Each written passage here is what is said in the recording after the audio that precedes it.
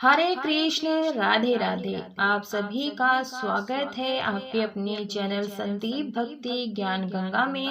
भक्तों, आज की इस वीडियो में मैं आपको रमा एकादशी की कथा और कहानी सुनाऊंगी। भक्तों, समस्त एकादशियों में रमा एकादशी का बहुत अधिक महत्व है। प्रत्येक वर्ष में 24 एकादशी तिथियां होती हैं तथा जिस वर्ष में अधिक मास होता है उस वर्ष में 26 एकादशी पड़ती है। एकादशी का महत्व पुराणों में भी वर्णित है। एक बार धर्मराज युधिष्ठिर जी ने भगवान श्री कृष्ण से यह पूछा कि कार्तिक कृष्ण एकादशी का क्या नाम है तथा इसकी विधि क्या है एवं इस व्रत का पालन करने से क्या फल मिलता है। भगवान श्री कृष्ण बोले कि कार्तिक कृष्ण पक्ष की एकादशी का नाम रमा एकादशी है। यह बड़े बड़े पापों का नाश करने वाली है। अतः आपको भी संपूर्ण पूरे विधि विधान से इस व्रत का पालन करना चाहिए। तो भक्तों, मैं अब रमा एकादशी की कथा सुनाऊंगी। अंत तक बड़े ध्यान से इस कथा को सुनिएगा, हुंकारा भरते रहिएगा, क्योंकि हुंकारा भरने से आपको समस्त फलों की प्राप्ति होती है और आपकी सभी मनोकामनाएं पूरी होती हैं यदि आप हुंकारा भरते हैं और भगवान विष्णु जी का, लक्ष्मी जी का आशीर्वाद आपको प्राप्त होता है। तो बिना स्किप किए हुए अंत तक पूरा देखें। वीडियो पसंद आती है वीडियो को लाइक करें, शेयर करें, सब्सक्राइब जरूर से कर लें। तो चलिए एकादशी की कथा सुनाती हूँ। भक्तों, कभी भी कथा खाली हाथ ना सुने। आप जल का लोटा रख लें पास में, साथ में तिली ले लें और पुष्प ले लें, क्योंकि एकादशी में अक्षत का प्रयोग नहीं किया जाता है, तो इस बात का ध्यान रखें। कथा इस प्रकार से है। प्राचीन काल में मुचुकुंद नाम का एक राजा था। उसकी इंद्र के साथ मित्रता थी और साथ ही यम, कुबेर, वरुण और विभीषण भी उनके मित्र थे। यह राजा बड़ा धर्मात्मा, विष्णु भक्त और न्याय के साथ राज करता था। उस राजा की एक कन्या थी जिसका नाम चंद्रभागा था। उस कन्या का विवाह चंद्रसेन के पुत्र शोभन के साथ हुआ। एक समय वह शोभन ससुराल आया। उन्हीं दिनों जल्दी ही पुण्यदायिनी एकादशी रमा भी आने वाली थी। जब व्रत का दिन समीप आ गया तो चंद्रभागा के मन में अत्यंत सोच उत्पन्न हुआ कि मेरे पति अत्यंत दुर्बल हैं और मेरे पिता की आज्ञा अति कठोर है। दशमी को राजा ने ढोल बजवाकर सारे राज्य में यह घोषणा करवा दी कि एकादशी को भोजन नहीं करना चाहिए। ढोल की घोषणा सुनते ही शोभन को अत्यंत चिंता हुई और अपनी पत्नी से कहा कि हे प्रिय, अब क्या करना चाहिए? मैं किसी प्रकार भी भूखा सहन नहीं कर सकूंगा।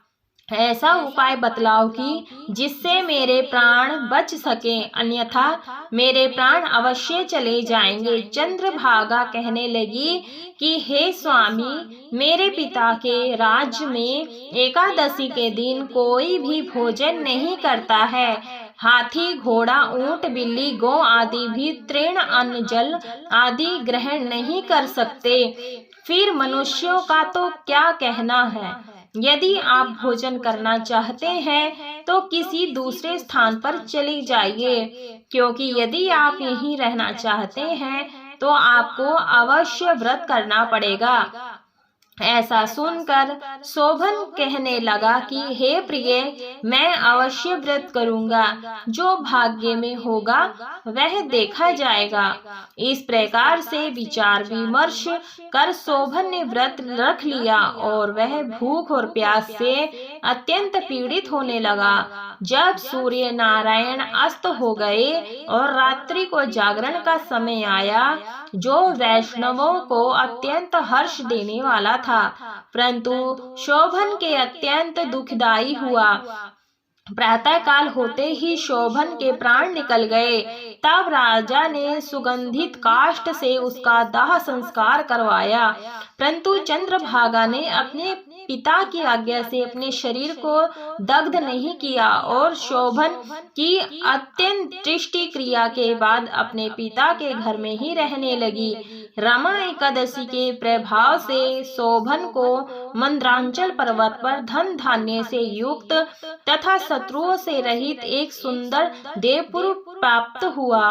वह अत्यंत सुंदर रत्न और वैद्यमणि जटिल स्वर्ण के खंभों पर निर्मित अनेक प्रकार की स्फटिक मणियों से सुशोभित भवन में बहुमूल्य वस्त्र भूषणों तथा छत्र व चंवर से विभूषित गंधर्व और अप्सराओं से युक्त सिंहासन पर आरूढ़ ऐसा शोभायमान होता है मानो दूसरा इंद्र विराजमान हो।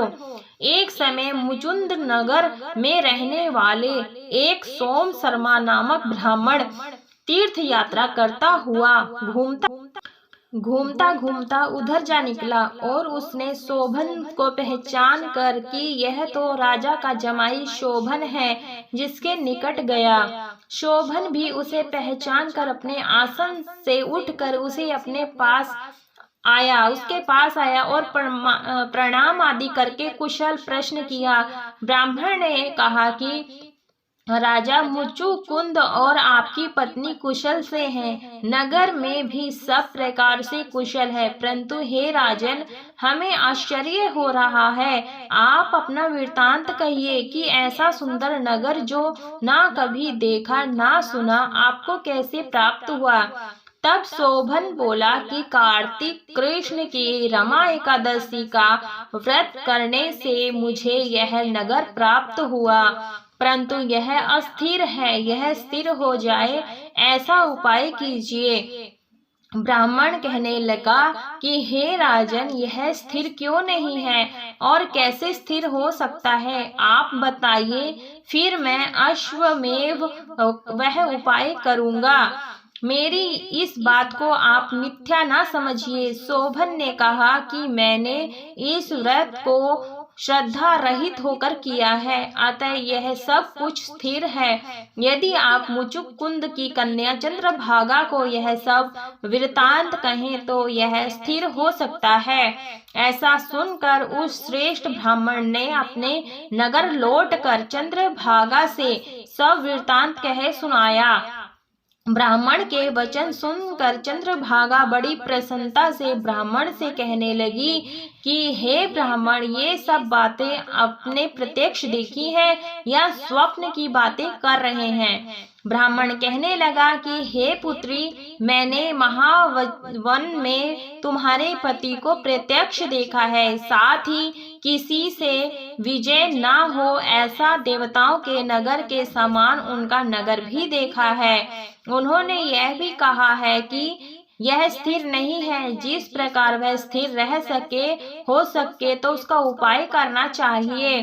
चंद्रभागा कहने लगी, हे विप्र, तुम मुझे वहां ले चलो, मुझे पति देव के दर्शन की तीव्र लालसा है। मैं अपने किए हुए पुण्य से उस नगर स्थिर बना दूंगी। आप ऐसा कार्य कीजिए जिसके उनका हमारा संयोग हो, क्योंकि वियोगी को मिला देना महान पुण्य है। सोम शर्मा यह बात सुनकर चंद्रभागा को लेकर मंद्रांचल पर्वत के समीप वामदेव ऋषि के आश्रम पर गया। वामदेव जी ने सारी बात सुनकर वेद मंत्रों के उच्चारण से चंद्रभागा का अभिषेक कर दिया। तब ऋषि के मंत्र के प्रभाव और एकादशी के व्रत से चंद्रभागा का शरीर दिव्य हो गया और वह दिव्य गति को प्राप्त हुई। इसके बाद बड़ी प्रसन्नता के साथ अपने पति के निकट गई। अपनी प्रिय पत्नी को आते देखकर शोभन अति प्रसन्न हुआ और उसे बुलाकर अपनी बाईं तरफ बिठा लिया। चंद्रभागा कहने लगी कि हे प्राणनाथ, आप मेरे पुण्य को ग्रहण कीजिए। अपने पिता के घर जब मैं 8 वर्ष की थी, तब से विधि पूर्वक एकादशी के व्रत को श्रद्धा पूर्वक करती आ रही हूँ। इस पुण्य के प्रताप से आपका यह नगर स्थिर हो जाएगा तथा समस्त कर्मों से युक्त होकर प्रलय के अंत तक रहेगा। इस प्रकार चंद्रभागा ने दिव्य आभूषणों और वस्त्रों से सुज्जित होकर अपने पति के साथ आनंद पूर्वक रहने लगी।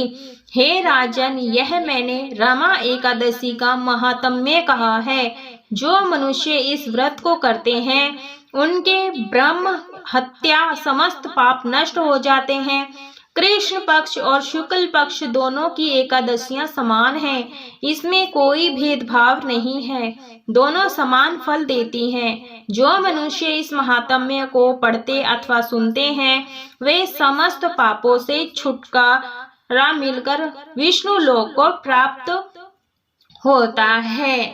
भक्तों बोलिए हरि विष्णु की जय, माता लक्ष्मी की जय।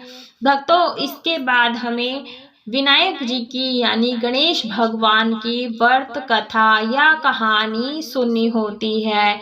ये बहुत जरूरी होता है। उसके बाद जो हाथ में तीली और पुष्प है, वो भगवान के चरणों में हम छोड़ देते हैं और हाथ जोड़ लेते हैं। पूजा में रही कोई भी भूल चूक गलती हो गई हो तो क्षमा करें।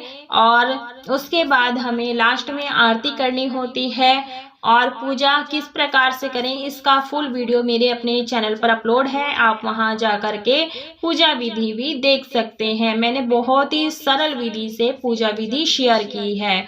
तो वीडियो पसंद आई हो तो वीडियो को लाइक कीजिएगा, ज़्यादा से ज़्यादा शेयर कीजिएगा। और यदि मेरे चैनल पर पहली बार आए हैं तो चैनल को सब्सक्राइब जरूर से कर लीजिएगा, ताकि आने वाली हर वीडियोस की नोटिफिकेशन आप सभी को सबसे पहले मिल सके। कमेंट बॉक्स में जय लक्ष्मी नारायण अवश्य रूप से लिखिएगा। मिलती हूँ नेक्स्ट वीडियो में, तब तक के लिए आप सभी को राधे राधे भक्तों।